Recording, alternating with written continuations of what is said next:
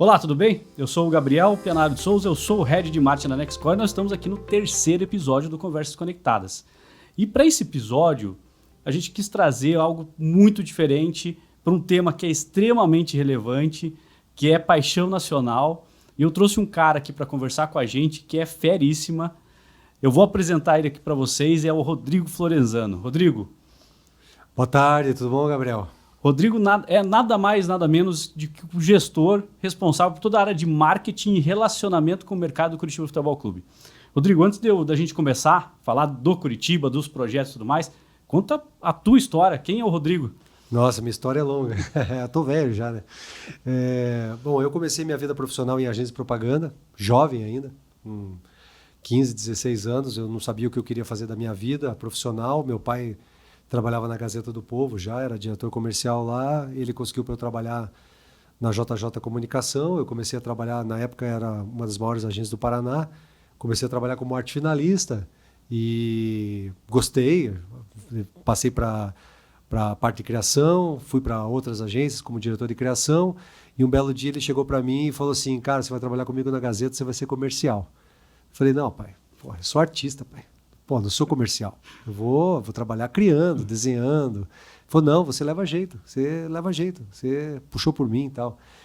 E eu aceitei o desafio. Entrei na Gazeta em 1994, como na época se chamava Contato Comercial, né? Depois virou Executivo de Contas. Lá pelo meu 7º ano de Gazeta, eu assumi uma supervisão de marketing comercial, que era uma coisa nova, era um cargo novo dentro da estrutura da Gazeta do Povo, porque era uma função específica para cuidar e olhar só do departamento comercial e aumentar as vendas e criar novos produtos. Daí, 2 anos depois, eu assumi uma gerência lá chamada Gerência de Projetos Especiais, onde a gente criava projetos totalmente fora do padrão na época de jornal, que era só vender anúncio, né? Então a gente criava projetos comerciais, que hoje dos veículos de comunicação, hoje é o que mais você tem arrecadação, né? Se você for pensar, né? Que a gente chamava do Y, né? O X era aquele dinheiro que vinha normalmente das veiculações tradicionais e o Y eram dinheiros novos, né? De anunciantes que jamais, às vezes, fariam um anúncio no jornal, mas topavam fazer por causa disso, por ser projetos diferenciados, revistas, encartes e tudo mais. Em 2004, daí eu saí da Gazeta do Povo para assumir a direção de marketing do Grupo Paulo Pimentel, né, que tinha na época o SBT no Paraná e o Jornal Tribuna do Paraná e o Estado do Paraná. Toquei daí o projeto de reformulação dos jornais, né, que foi uma coisa muito sensível na época, porque a gente mudou tanto a parte editorial quanto mudou o tamanho do jornal, né, era um formato standard, né, que era um jornal tradicional, para o formato Berliner, que é um jornal um pouquinho mais curto, assim, na altura e na largura. São 5 colunas por 42 centímetros. O jornal tradicional ele tem 6 colunas por 52 centímetros. Você vê que eu me lembro ainda. Pois é. Faz tempo. Mas tanto tempo trabalhando. Eu lembro dessas mudanças. E foi um projeto muito legal, né? Porque nós somos o primeiro jornal do Paraná a fazer isso, então eu tive que viajar para vários lugares para fazer benchmark e tentar entender como que seria melhor. Esse era o mais fácil, mudar o tamanho, né? O tamanho, diagramação, layout. O mais difícil era editorialmente, né? Então a gente criou editorias novas, a Tribuna, que tinha uma pecha de jornal Espreme Sai Sangue, a gente tentou dar uma aliviada, fazer um jornal mais de serviços e ao mesmo tempo tocando as televisões também, né? 4 emissoras, né? Curitiba, Maringá, Londrina e Foz do Iguaçu. Passou ali uns 2 anos, o Ratinho acabou comprando a rede de televisões do Dr. Paulo. Quem assumiu lá a superintendência foi o Daniel Pimentel Slaviero, né, o neto do Dr. Paulo Pimentel, que hoje é presidente da Copel. E daí o Daniel falou: cara, você vai comigo, cara, porque o desafio vai ser enorme. Daí eu acabei saindo do Grupo Paulo Pimentel e assumindo a direção de marketing não se chamava Rede Massa ainda, né? Se chamava Grupo Paulo Pimentel, né? O Ratinho comprou em outubro. A gente começou um trabalho de rebranding lá, né, de desenvolver a marca nova, que não ia se chamar Rede Massa. O Ratinho, numa primeira instância, não queria que se chamasse Rede Massa, porque era o sobrenome dele, e a gente insistia que tinha tudo a ver, tinha uma conexão força, enorme, né? Uma sinergia, uma força, tinha tudo, né? E lá eu tive uma ajuda muito grande na época do Eloy Zanetti, um marqueteiro aí super conceituado, está até aposentado já, mas foi diretor de marketing do Bamerindos, do Boticário, e um gênio, para mim, um dos maiores gênios que eu já trabalhei. E ele era o consultor de marketing pessoal do Ratinho, então ele me auxiliou muito nesse projeto, porque foi um projeto de startup de marca enorme, porque pensa, a gente ia mudar não só a marca, né? A gente ia mudar tudo, né? O Grupo Paulo Pimentel tinha uma história. Não, desde estado, né? E desde o cartão de visita até o helicóptero plotado, então assim, cenário, então assim, todo o projeto ficou embaixo da minha asa lá, né? Então assim, eu toquei toda a parte de comunicação visual de tudo, vinhetas novas, cenários novos, comunicação visual nova, e a gente se definiu que ia ser Rede Massa no começo de janeiro. E a gente conseguiu botar de pé o projeto inteiro dia 17 de março. Cara, que loucura. Então a gente fez um projeto de startup de marca aí em 3 meses. Então foi o maior desafio assim, da minha carreira, pela questão da importância, né, que era para o grupo que estava assumindo, e também pelo tempo curto que a gente tinha, porque a gente fez vários testes com outras marcas e realmente não ficou bom. Então a gente chegou, até o próprio Ratinho falou, não, cara, tem que ser Rede Massa, não adianta. Todas as propostas que a gente colocou na mesa, a gente não conseguiu, né? A gente fez todo o projeto visual com uma empresa lá do Rio, chamada Seed Design, que é de uma design chamada Ruth Reis, que trabalhou durante anos com o Hans Donner, né? Porque o Ratinho queria que fosse o Hans Donner, mas o Hans Donner não podia fazer por uma questão contratual. Então daí o Hans Donner indicou a Ruth, que já fazia trabalhos para o Boni Pai, sim, né? Que tem a TV Vanguarda, né? Então assim, era o padrão Globo, né? De qualidade e excelência. Então foi um projeto bem bacana. Fiquei lá na Rede Massa durante uns 3 anos, 4 anos. Aí eu queria mudar de áreas, queria mudar um pouquinho. Fui ser sócio numa empresa, de uma agência de marketing digital chamada Redirect, com um amigão meu, Rodrigo Turra. Fiquei também lá 2 anos. E paralelamente a isso, eu tinha negócios meus, né? Particulares, de outra área, do varejo. E daí chegou um determinado momento que eu tive que optar, né? Fazer isso, porque eu ainda dava aula, né? Dava aula na pós-graduação da PUC.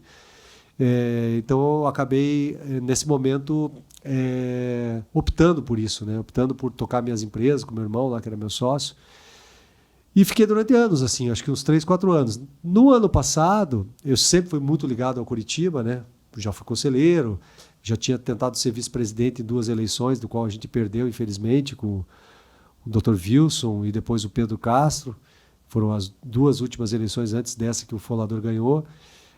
Então eu criei muitos amigos lá dentro, né? E no final do ano passado, o Aldo Malucelli, que estava lá, meu companheiro da DVB, teve que sair porque também precisava tocar suas empresas, né? E eles me ligaram, perguntaram se eu topava o desafio.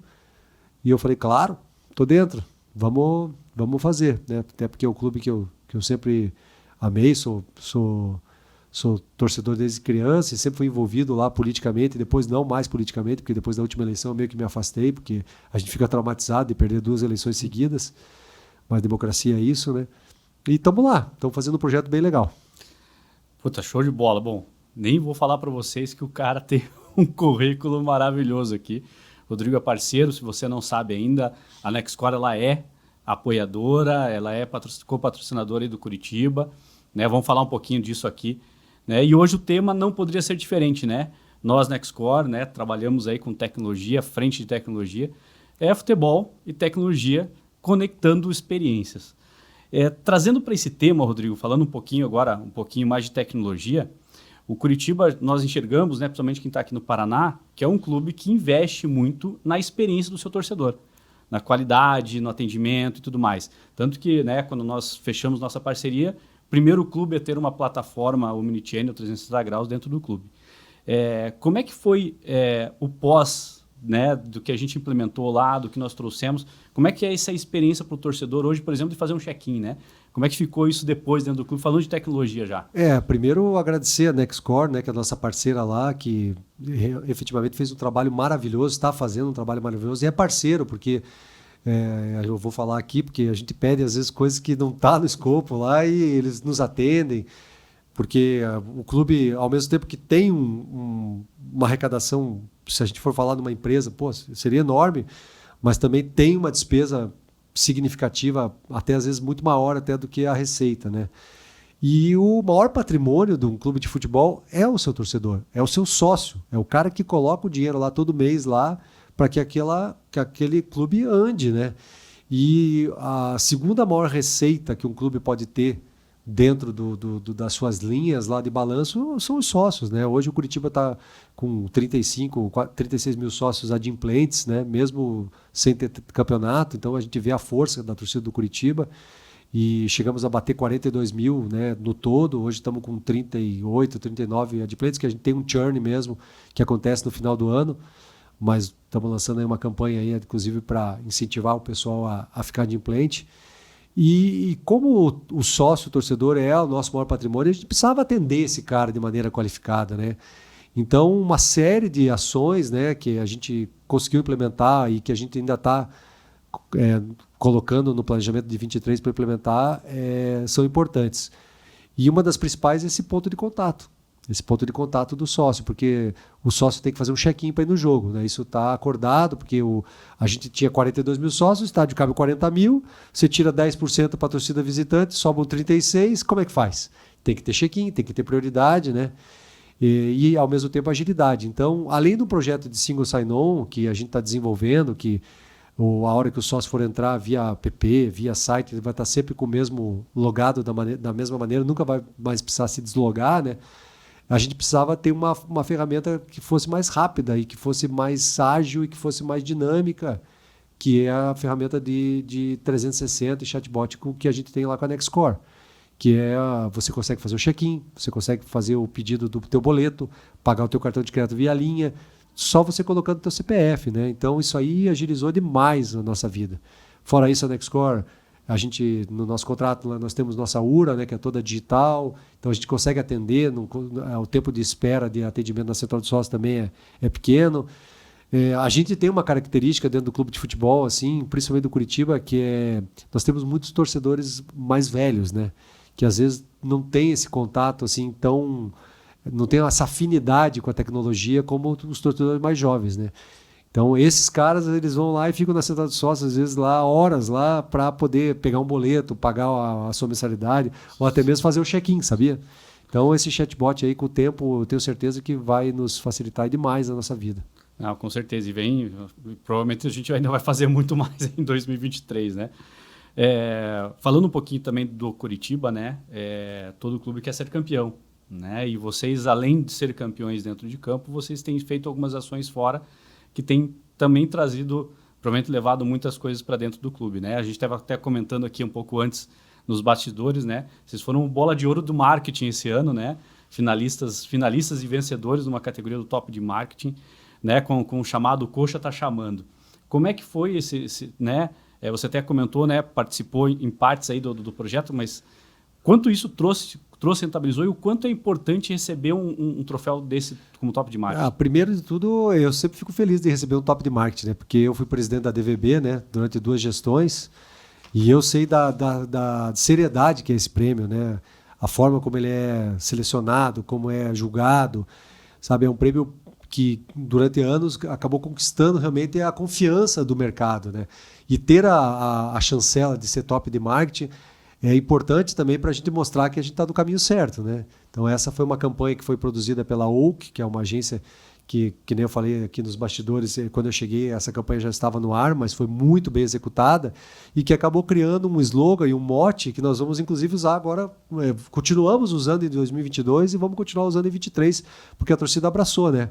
Que é o Coxa Tá Chamando, né? Então o pessoal, a gente achou um mote muito legal, mercadológico. E isso faz a diferença, né? Porque mostra, não só internamente dentro do clube, mas também mostra para os torcedores que o clube está se dedicando, usando as melhores estratégias mercadológicas para se comunicar, para atrair sócios e tudo mais. Tanto que é o sucesso que a gente tem do plano de sócios, né? Mas, fora isso, além das 4 linhas, né? A gente sabe que o campo tem um peso, um percentual muito grande nas decisões, principalmente de torcedores, de sócios e investidores, mas fora isso o clube também precisa criar outras estratégias e outras ações que fomentem, né, e que ajudem socialmente, porque pense, é o maior esporte do planeta, né, mais praticado, é o mais popular do Brasil, Então, assim, a gente precisa usar essa ferramenta, esse canhão que a gente tem na mão para que as coisas aconteçam. Então, a gente tem um projeto lá chamado Identidade Verde, nós somos pioneiros no Brasil, né? Então a gente é afiliado, a gente é o primeiro clube do Brasil a se filiar ao Pacto Global da ONU, né? Então a gente é filiado com uma ajuda da Greenplat, com a ajuda de toda uma estrutura que nós temos lá. Nós estamos buscando, eu acho que até o começo do ano que vem, o aterro zero. Nós vamos ser um clube que nós não vamos aterrar nenhum resíduo que seja proveniente do nosso estádio, do nosso CT. A gente fez diversos ajustes esse ano, então, por exemplo, bisnaga de ketchup, mostarda não tem mais, copos descartáveis, separação de lixo, aterramento e tudo mais. E estamos buscando uma certificação internacional, que é uma certificação da Live, que é chancelada aqui pela Tecpar, aqui no Paraná, onde nós vamos ser o primeiro clube do planeta a ser certificado mundialmente. Daí você fala, pô, mas isso, claro, a gente está devolvendo para a sociedade, devolvendo para o planeta, mas ao mesmo tempo, indiretamente, da minha área, pensando na minha área mercadológica, comercial, nos ajuda. Porque a gente tem conversa, eu converso com vários patrocinadores, às vezes de fora do país, né? Eu tive uma reunião esses dias com um patrocinador que é lá da Austrália, e eu falei desse projeto, pô, os caras ficam encantados, porque assim... Visibilidade enorme, né? Vai chegar um determinado momento que vão ter empresas que vão falar, cara, eu vou investir somente nessa empresa que realmente devolva para o planeta o que ele está causando. Então, assim, isso nos ajuda muito. Então, fora isso, a gente também lançou no final do ano o nosso camarote de acomodação sensorial. Deixa eu te perguntar sobre isso, né? Dentre todas essas atividades, bom, já vou trazer um jabazinho aqui, Rodrigo, antes. O clube, me diga se eu estou errado, né? 2022 foi o maior número de sócios adimplentes durante certo período do ano ali, o número de sócios da história, não, né? Da história. Nossa plataforma, sem dúvida, contribuiu para esse atendimento, né? Não tenha dúvida, né? A gente não ia conseguir conversar com essa quantidade de sócios se a gente não tivesse o apoio da plataforma de vocês. É praticamente impossível. Nós não temos capacidade humana, nem PA, né, para poder atender isso, né? Então, claro que a gente está muito engateando, a gente sabe que muita gente ainda vai poder usar, a hora que a gente integrar isso já está integrado com o aplicativo tudo, mas o que nos agonia muito é essa coisa de estar todo mundo logado e não precisar deslogar, mas está nos ajudando muito, meu Deus do céu. Vou te trazer um número que eu acho que você não sabe. No mês de novembro, né, o último mês do futebol, praticamente do futebol brasileiro, só de atendimento no chat foram mais de 300 horas de atendimento sem ter a intervenção humana. Você imagine um cálculo desse se ele tivesse intervenção humana, quantas horas seriam? De quanto tempo as pessoas perderiam? Quantas pessoas para atender esse volume todo de gente? E eu vou falar aqui, cara, eu não tenho muita papa na liga, de quantos só os putos que vão ficar, né? Os caras ficam putos, porque, cara, eles querem ser atendidos, eles são sócios, como qualquer outro. Então, nossa, facilitou demais a nossa vida. Show de bola. Agora vamos falar desse projeto. Eu sei porque eu acompanhei de perto ali, assistindo tudo que vocês estavam fazendo. Teve um leilão para poder fazer a área sensorial. Esse projeto né? É um orgulho, cara, porque assim, eu consegui, né, mesmo chegando em 21, no final do ano, fazer um planejamento estratégico para 22, né? Planejamento estratégico simples, porque a gente precisa ter um plano de voo, né? Porque clube de futebol cai coisa de paraquedas toda hora, né? Vê aí o cachorro caramelo aí que caiu de paraquedas, aí hoje virou um produto nosso, né? Então, assim, daí no nosso planejamento a gente tinha lá o Dia Mundial de Conscientização do Autismo, que é dia 21 de abril. Eu sentei com a minha equipe e falei, cara, o que nós vamos fazer, né? Vamos fazer feijão com arroz? Cara, vamos tentar fazer alguma coisa que a gente consiga fazer alguma coisa, que a gente entregue alguma coisa, né? Eu sou aquele gestor de marketing que não gosta de lacração, cara. Eu sou bem low profile, eu não apareço, eu gosto de devolver para os nossos sócios e para a sociedade o que é bom e tentar sempre pensar em alguma coisa de médio e longo prazo. Daí eu falei, pô, o que a gente pode fazer? Daí a minha primeira ideia era fazer a numeração, porque ia cair justamente no dia, ia ser o jogo da final do Paranaense. Falei, pô, eu já tinha na minha cabeça, né, que a gente ia fazer os números como se fosse o quebra-cabeça que é do TEA, né, que representa o autismo e tal, que são aqueles quebra-cabeças coloridos. Mas eu falei, mas é muito pouco isso, cara, muito pouco. Daí eu me lembrei de uma parceira minha, a Elise, do Instituto ICO, e liguei para ela. Falei, Elise, cara, nós estamos com uma ideia assim, você pode vir aqui dar um pulo? Daí ela foi lá conversar comigo, daí, cara, em 10 minutos de conversa, falou, cara, nós vamos fazer, vocês vão fazer os números e vamos leiloar e vamos construir o primeiro camarote de acomodação sensorial do Brasil, e a gente não sabe se a gente é o primeiro do mundo, porque a gente não tem essa informação. Agora na Copa do Catar eles anunciaram, né, as acomodações sensoriais lá nos estádios. Mas assim, em time de futebol, a gente não tem certeza. Do Brasil a gente tem certeza absoluta, porque o Corinthians tem lá um espaço, mas é como se fosse uma brinquedoteca, onde tem lá um atendimento, tem uns fones de ouvido e tal. É legal, é bem legal, mas não foi preparado para isso. Porque o que acontece? O autismo, a gente não pode mudar o espetáculo para o autista, mas a gente pode deixar a vida dele muito mais confortável para que ele possa participar desse espetáculo. Então essa é a ideia. Então o que nós fizemos? Eu fui lá, defendi com a presidência e com os vices, eles toparam na hora, nós pegamos um camarote que custa caro, né, por ano, né, um camarote custa mais de R$100.000 por ano, a gente bloqueou numa localização super privilegiada. Fizemos o leilão das camisas, arrecadamos mais de R$102 mil no leilão de camisa da final do Paranaense e começamos o projeto e tocamos. Então, como que funciona o camarote? O camarote ele é uma parceria nossa com a ICO. O vidro dele ele é totalmente à prova de som. Ele é isolado no teto, no chão, nas paredes, duplamente. Eu vou trazer o sentimento, né? Vou muito ao estádio, a vibração dentro do estádio é muito grande. Não tem vibração nenhuma. A gente colocou um microfone pro lado de fora do camarote, onde daí lá dentro o instrutor, lá, a pessoa que está lá do Instituto ICO, calibra o som conforme o grau, porque o autismo também tem isso, né? Você tem níveis, né? De sensibilidade ao som e tudo mais, a iluminação. Então a gente teve que acomodar toda a iluminação, a gente teve que readequar, colocamos um banheiro, né, adaptado para cadeirante, né, para necessidades, rampa e tudo mais. Então fizemos uma antessala, porque se a criança fica desconfortável ali por alguma coisa que aconteça dentro do camarote, ela sai ali para a antessala, mas com a visão do jogo ainda. Então, para ela voltar ao normal, voltar ao prumo.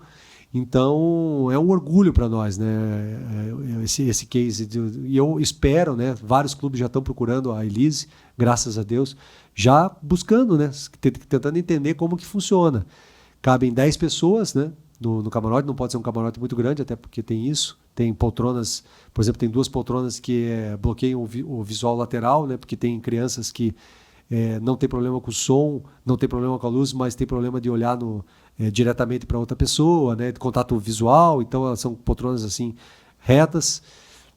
Então assim, a partir do ano que vem as pessoas se cadastram no ICO, fica uma lista de espera.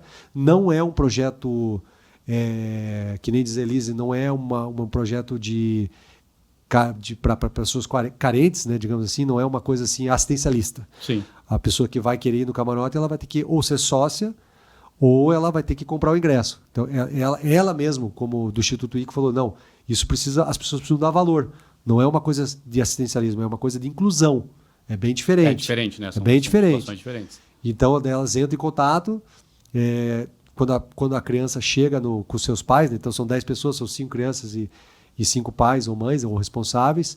Tem papete, tem um espacinho para pets, porque tem autistas que só vão com o seu cachorro. E daí tem um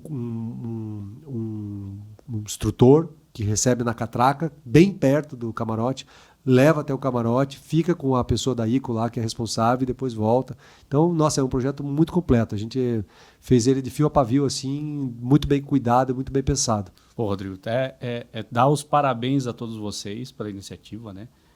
Ao clube de aceitar isso, toda a sua diretoria, seus conselhos. Porque, quer queira ou não, o futebol ele une paixões, né? E ele movimenta no Brasil multidões. E quando você tem um clube de futebol trabalhando e olhando para não só o jogo em si, né? O esporte, a competição, mas olhando para a sociedade dessa forma, a gente só tem que parabenizar, né? Não, obrigado. E assim, isso é legal porque a gente provoca os outros clubes, porque a gente quer que sejam inclusos. A gente não Aí vira competição entre os próprios clubes, como é no e campo, a gente né? quer que isso cause inclusão, entendeu? Por que a pessoa que tem uma sensibilidade ao som não pode assistir um espetáculo de futebol? Ela tem direito a isso. A gente precisa preparar o estádio para isso. E não só os autistas, a gente tem que pensar também em outras, né, dificuldades. Eu não falo deficiência, são dificuldades que a gente tem que enfrentar, né? E foi uma divulgação assim, para o clube como instituição monstruosa. Até o Neymar postou, né, um vídeo parabenizando o Curitiba, o Neymar, o Júnior, o Luiz Roberto. Nossa, milhões Muita de gente no Brasil inteiro que olhou e falou, cara, isso é show, cara. Show de bola. Bom, vamos mudar um pouquinho de assunto aqui, vamos falar de cidades inteligentes rapidamente, né? Para você que não sabe, que está ouvindo, nos assistindo, Curitiba, em 2022, foi eleita a cidade mais inteligente do Brasil. E o Catar, onde está acontecendo a Copa do Mundo, né? Ela é conhecida também como uma cidade inteligente do mundo, né? Inclusive, eles trabalham muito essa questão da conexão, dos aplicativos e tudo mais. Falando do futebol como um todo, Rodrigo, como é que você enxerga, né, vendo na Copa do Mundo várias tecnologias, do impedimento e tudo mais, como é que você enxerga a tecnologia entrando dentro do futebol? Né? Não só no atendimento, né? Não tem como fugir do omnichannel, do atendimento ao sócio-torcedor, que para nós, né, nessa parceria com o clube, percebemos o quanto é importante esse atendimento e quanto é diferencial para que isso aconteça. Mas, em geral, para o futebol, como é que você enxerga a tecnologia? A gente vai ter que. O Brasil está muito atrás. A gente vai ter que evoluir demais ainda. Porque você tem a tecnologia dentro das 4 linhas. Isso já está pré-estabelecido e está cada vez mais avançando, né? O próprio VAR, comunicação, essa tecnologia real-time que tem lá no Catar. Isso já está bem alinhado. Mas para fora das 4 linhas, a gente está muito ainda atrás, sabe? Muito atrás. A gente tem a tecnologia do atendimento ao cliente, isso a gente evoluiu muito, graças à Nextcore e à tecnologia deles, mas ainda falta muito. Por exemplo, se passa de 10 mil pessoas no estádio, não funciona o Wi-Fi. Então, assim, são investimentos altos. Daí a gente fala, vamos investir agora, mas vai ter o 5G vai se estabelecer. Mas existe a tecnologia que a gente vai conseguir avançar, que é a tecnologia da inteligência de mercado. Né? O que é a inteligência de mercado? A gente precisa saber o que o frequentador do estádio consome, quanto que ele gasta, aonde ele gosta de ir, o que ele gosta de fazer. Então, assim, uma das coisas também é em questão de acessibilidade e segurança, que é a coisa da catraca com o reconhecimento facial, que nós já estamos evoluindo muito nisso, porque tudo no futebol são investimentos altos. Né? Você fala, catraca com reconhecimento visual. Show, legal, facial. Cara, uma não é tão caro, mas... Só que são 50, 60 catracas, né? Então, assim, mas é uma coisa que é acessibilidade, que é segurança, né? Você tem 2 pontos, né? Então, as catracas hoje, por exemplo, lá já tem estádios no Brasil, que 20 metros antes ela já lê. Ela já lê o sócio já passa e não precisa. E evita daí também de você ter problemas com pessoas, né, que tenham problemas com a justiça. Então, isso é uma das coisas que tem que evoluir a questão da comunicação dentro dos estádios, tem que evoluir. A gente ainda está muito do século passado nisso. A acessibilidade ao estádio, né? Aquela coisa das vagas. Por que não ter vagas pré-reservadas digitalmente? Né? No nosso clube, a gente tem, claro, questões ali que são físicas, né? Que a gente não consegue fazer, mas tem clubes que não têm e também não avançam nisso, né? Então, transformar, até na minha reunião de planejamento, que ontem a gente fez lá na Nextcore, queria agradecer aí ao vivo aí você, Gabriel. A gente fala disso. Nosso Match Day no Brasil, né, que o Match Day, para quem não entende, é o dia de jogo, é muito pobre. É muito pobre. E ele pode ser incrementado tanto com tecnologia, com inovação, quanto com ações. Trazer as pessoas mais cedo para o estádio, consumirem dentro do estádio. Tudo, no fim das contas, é uma questão de arrecadar e ter consumo, mas você precisa entregar com qualidade, né, cara? Não tem como fugir mais da tecnologia. A tecnologia já faz parte do nosso dia a dia, né? Não é à toa, todos nós aí, provavelmente todo mundo que está assistindo, ouvindo, está usando alguma ferramenta de tecnologia. Rodrigo, para a gente finalizar, né? Fala um pouquinho aí dos novos projetos que vocês estão pensando para 2023, o que dá para contar, o que não dá. Né? A gente ainda tem alguns bate-papos pela frente ainda, que a gente ainda tem novidades para trazer para dentro do Curitiba, dentro do Nexus, né, para dentro do sistema hoje que a gente está com vocês, mas do clube, do Curitiba. Olha, vem para 2023 aí. Para 2023, a gente resolveu fazer um planejamento mais enxuto com assuntos mais importantes que a gente quer verticalizar um pouco mais, sabe? O mato estava muito alto, né, quando eu peguei, assim, então a gente tirou um pouquinho de mato. O Lucas Pedroso, lá que é o nosso head marketing, sempre fala, o mato estava alto, Então, assim, então, esse ano de 23 a gente vai conseguir avançar em algumas coisas, né? Com a nossa permanência na Série A. Uma das questões é justamente essa coisa da comunicação. Então, a gente quer fazer uma remodelação de site, de ponto de contato com o sócio, com o torcedor. Estimular mais nosso programa do Goleada, que é um programa que os sócios vão arrecadando gols conforme vão indo ao estádio, pagando em dia, indicando amigos ali, mostrar para o sócio que não é só o benefício de ser um sócio de um clube de futebol, não é só ir no campo, né? Você tem outros benefícios que você tem indiretamente. O nosso aplicativo, que a gente precisa evoluir, porque é um aplicativo que já existia e era muito verniz e pouco serviço. Nós temos algumas ações específicas de sócio, né? de campanha de chamamento de sócios e arrecadação. É um desafio grande, cara. É um desafio grande porque a gente tem o campeonato mais difícil da história no ano que vem, né? Dos 20 clubes que estão na Série A, só 3 não foram campeões brasileiros, né? Que é se não me engano, o Red Bull, o Goiás e o América Mineiro. Só se eu não estou enganado. Então você acaba tendo um campeonato que é um campeonato que precisa ter um investimento altíssimo e a gente precisa gerar caixa para isso, né? Com sócios, com outros serviços. Então, ano que vem vai ser um ano bem desafiador para nós. Legal. Bom, Rodrigo, te agradeço demais a tua presença aqui no Conversas Conectadas, que é um projeto novo da Nextcore. Estamos no 3º episódio, né? Você está vindo aí, fechando 2022 com a gente. E você que está nos ouvindo, nos assistindo, vejam a importância, né? A gente às vezes não enxerga isso de longe, mas um clube de futebol olhando para o seu sócio, né? Olhando para um melhor atendimento, oferecer agilidade, facilidade, rapidez, utilizando a tecnologia para o seu sócio, para o seu cliente, né? Então, todas as nossas empresas e você que está nos ouvindo, é necessário. O Omnichannel é uma realidade, ela não é mais algo simples, você precisa aplicar, integrar, cuidar do seu cliente da melhor forma possível. Poxa, Rodrigo, novamente, obrigado. Eu que agradeço o papo, espero que eu não tenha sido aí muito falado demais. Às vezes a gente se empolga, né? A gente fala do clube que a gente ama, da profissão que a gente ama e acaba se empolgando. E reforçar aqui a importância que a Nextcore teve nesse nosso pontapé, nesse kickoff aí que a gente teve de tratar o nosso sócio, o nosso torcedor com o respeito que ele merece, cara. A gente está muito longe ainda do que a gente imagina entregar para essa pessoa, mas tudo tem um começo, né? Tudo tem um começo. Então a Nextcore foi um participante aí muito importante nesse desafio. Show de bola. Bom, encerramos 2022 com esse bate-papo com o Rodrigo, com o Curitiba Futebol Clube. 2023, início de janeiro, já tem outro bate-papo muito legal para passar para vocês. Continue nos acompanhando nos nossos canais digitais, @nextcore_tecnologia, ou nosso site www.nextcore.com.br. Um ótimo final de ano para todos, um 2023 fantástico e até a próxima.